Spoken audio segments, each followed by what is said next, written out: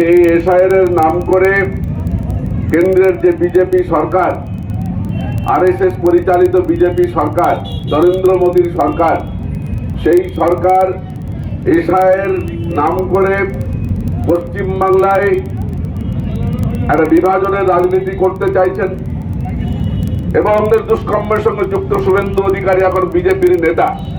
২০ বছরের তৃণমূলের যত নোংরামি, দুর্নীতি, যা যা ধান্দাবাজি, যা যা লুঠের কারবার, সব থেকে যদি বেশি উপকৃত হয়েছেন সেই শুভেন্দু অধিকারী।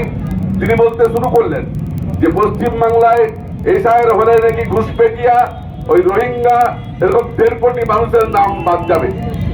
মৃত যারা অন্যত্র বাস করে এই তালিকায় এলো আমাদের সামনে। তাদের প্রসারকারের নরেন্দ্র মোদী ৬টা ভাই বোন বটে। আমি জানি না তার ডাক পড়েছে কিনা হিয়ারিং এ। আর এই এসআইআর তো পশ্চিমবাংলায় শুধু হচ্ছে না, এই